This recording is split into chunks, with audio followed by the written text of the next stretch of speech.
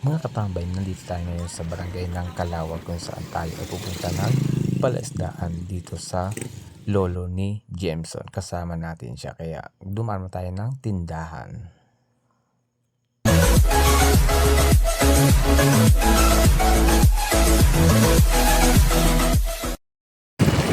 At ito na mga katambay, lalakbay na natin yung palaisdaan ng lolo ni Jameson kaya kasamahan nyo kami. Kasama ko dito si Eman Abos at saka yung kanyang kapatid at sandali lang ay narating na din namin itong papunta ng palaisdaan nila. Hindi na makarating doon yung sasakyan namin kaya kami ay naglalakad na lang papunta doon sa palaisdaan. Samahan nyo kami mga katambay. Ito yan. Nauna na kasi yung mga kasama ko dyan eh. Kaya ako na lang yung nauli. Siyempre, kasama natin dyan si Bright TV. Siya yung taga-video natin eh. Yan. Ang ganda dito mga katambay. Talagang nakaka-relax yung lugar kung saan gusto mo magpahinga. Eh, makakapahinga ka dito sa ingay ng mga tao o ingay ng mga sasakyan at walang mga marites dito kundi yan lang. Yan. Tatawid muna kami ng ilog. Hindi naman siya ganun ilog eh dahil mababa lang naman kailangan namin at nakailang tawid na kami dyan sa tulay na kahoy na yan kaya nag-enjoy ka talaga dito mga katambay kapag pumunta ka dito sa area to. At yun na malapit na kami, natatanaw na namin yung yung kanilang kubo ng kanyang lolo at sa paman ay makarating na kami. Talagang gusto na namin makaihaw ng isda. At sabi nga ni Johnson, may nakaready na rin na doon isda na aming iihawin mamaya. At dito na nga, malapit na kami sa tahanan ng kanyang lolo. Yan, natatanaw niya yung kubo. Sobrang napaka-relax na magtambay dito mga katambay. Yan, gagawin dito yung pag-iihaw namin ng tilapia at pangunguli ng alimango. Yun, sa haba ng nilakad natin, narating din natin yung palaisdaan ni Jameson. At mamaya ipapakita niya raw yung maraming niyang dyan, yung isda. At pa yan, maraming na dyan, hinulog niya yung yung mga lukan, hinulog niya, yung alimango. At saka mayroon pa ng pusit dyan na hinulog niya, at saka may hipon, at saka kung ano-ano pa nga nilagay niya dyan. Mamaya, tingnan natin yan, mga pinagpapalagay dyan. Okay! Ang ganda dito ng mga tanawin dito mga katambay. Tapos may nakita pa kami mga ipon dito na palipad-lipad, naghahanap ng kanilang pwedeng dapuan. Nakaka-relax talaga. Tapos makita mo yung mga green na tanawin. Sobrang ang ganda sa paningin. Tapos may mga isda. Talagang nakaka-relax yan. Ito yung palaisdaan na yon na simple lang siya, ganda. Tapos may mga hinulog din na isda, bangus, at kung ano pang mga nilagay nila dyan. Ayun nga sila Jameson, sila Bright TV, tapos si Ter, tsaka si Eman. Sila yung manghuli ng ng alimango. Yan. Ang ginawa nila dyan, naghulog sila ng bintol. Yan. Sobrang layo na kasi ng ni Eman. Hinagis niya kaya nahirapan silang kumuha nun. Pero may nahuli na rin silang mga isda. Yan, ito na nga yung mga hinuli ng kanyang lolo na inabang na talaga para sa amin. At ito na nga, yan, iihawin na namin ito, ililinisan na ito, tapos iihawin na yung tilapia na ito para makakain na kami. Yan, mga tambay, tingnan nyo, sobrang lalaki niyan, kaya napakasarap yan. Ihawin, fresh na fresh talaga, gumagalaw-galaw pa yung isda niya, nakikita ninyo. Talagang fresh yan. Kaya masarap to pag inihaw. Ito na mga tambay. Yan. Nagpapaapoy na rin dyan. Kaya ready na pa sa pag-ihaw ng isda. Makikita rin niya. Sobrang sarap dito talaga mga tambay. Talagang nakaka-relax. Ito na. Nagpaapoy na. Tapos si Jameson naman tinignan namin ulit yung at talagang makikita rin niyo na may nahuli dyan mamaya si Eman na alimango. Ito nga yung mga tilapia na yun nakikita niyo dyan sa Yan, mga katambay. Tara na, mag-iihaw na tayo mga katambay. Samahan niyo na ako para makakain na rin ako.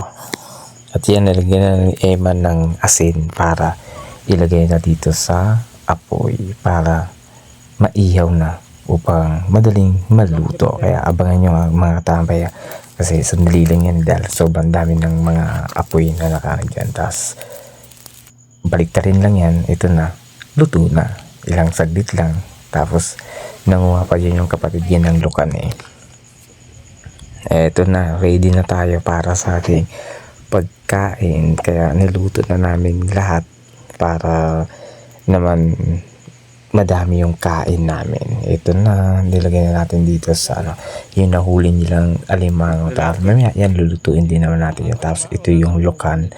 Yan, may nakuha rin lukan dyan. Kaya sobrang napaka-solid talaga. Ang sarap dito tumambay sa palaisdaan ng lolo ni Jameson. Ito na, luto na yung lukan. Nakahain na ito.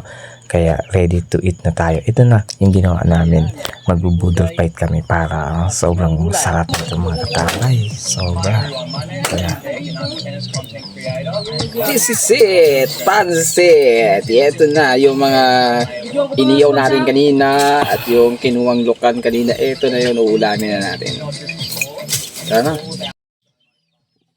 At yan ang mga katamay, okay na, ready na tayo sa ating pagkain ngayon. Makita nyo yung alimango, luto na, yung inihaw, talagang sobrang sunog na siya.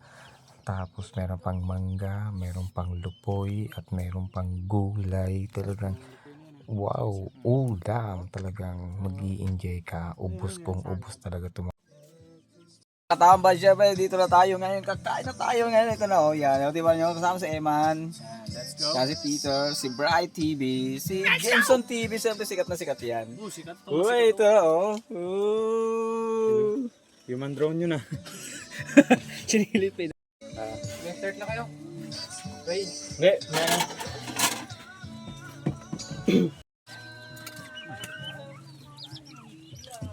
Uy, sarap ng kain natin dito.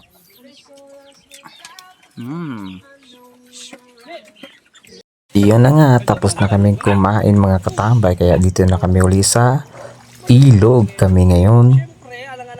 Dito naman kami tatambay. Dito kami maliligo. Yan, sinubukan kong maligo. Sobrang lamig talaga dyan ng tubig. Kasi malapit na to sa Bukal eh. Dito na yung Bukal. Ito kasi ay San Nicolas na ito. Kaya yun, trinay kong maligo. Babaw dyan. Babaw dito. Lalim. Diyan ako kanina.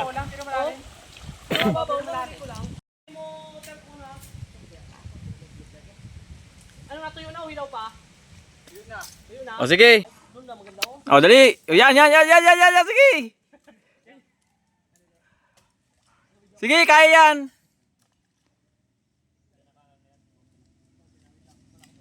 Yun!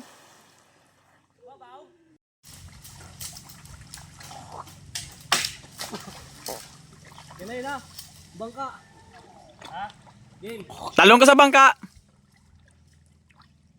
Okay? Sige. Yun!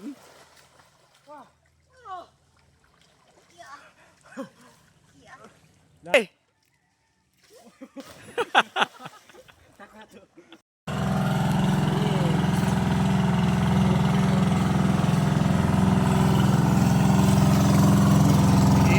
Nakita nyo may dumang bangka.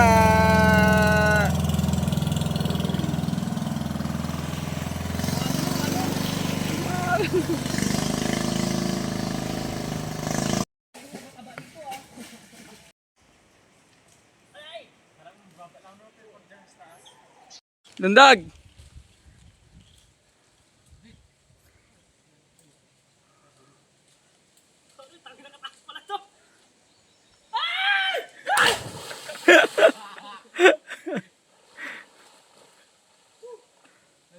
Yo mga katambay, ano na tayo, tapos na tayo dito.